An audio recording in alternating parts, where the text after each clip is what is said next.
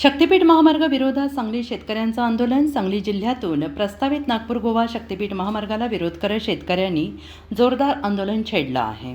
जिल्हाधिकारी कार्यालयासमोर शेतकरी आणि कार्यकर्त्यांनी एकत्र येत सरकारविरोधात घोषणाबाजी केली. शेतकरी कामगार पक्षाच्या नेतृत्वाखाली शक्तीपीठ महामार्ग बाधित शेतकरी संघटना समितीच्या वतीनं हे आंदोलन करण्यात आलं. प्रस्तावित नागपूर गोवा शक्तीपीठ एक्सप्रेसवेमुळे हजारो शेतकऱ्यांची जमीन जाणार असल्याचा आरोप आंदोलकांनी केला आहे.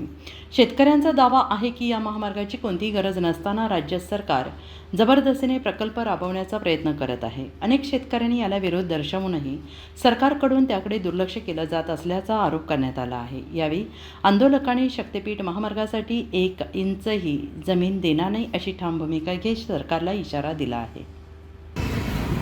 शक्तीपीठ महामार्ग रद्द झाला पाहिजे या मागणीसाठी शेतकरी गेली 2 वर्ष झालं टाळू फोडून शासनाला सांगतोय. अनेक आंदोलनं, अनेक मोर्चे, अनेक निदर्शने करून शासन दरबारी वारंवार निवेदन देऊन अनेक हजारो हरकती या शक्तीपीठ महामार्ग बाधित शेतकऱ्यांनी दिलेल्या आहेत.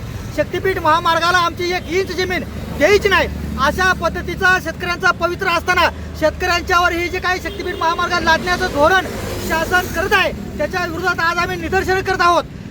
शक्तीपीठ महामार्ग कशासाठी करताय हा प्रश्न गेली 2 वर्ष शेतकरी विचारतोय. रत्नागिरी नागपूर सारखा राष्ट्रीय महामार्ग समांतर असताना कुणीही मागणी न केलेला, गरज नसताना फक्त बागायत जमिनी उद्ध्वस्त करण्यासाठी, बड्या भांडवलदारांना पोचण्यासाठी आणि प्रचंड मोठा भ्रष्टाचार करण्यासाठी जर शेतकऱ्यांना मातीत घालणार असाल तर मग आम्ही लढणार, आम्ही जमीन वाचवणार. आम्ही 1 इंच जमीन शक्तीपीठ महामार्गाला देणार नाही.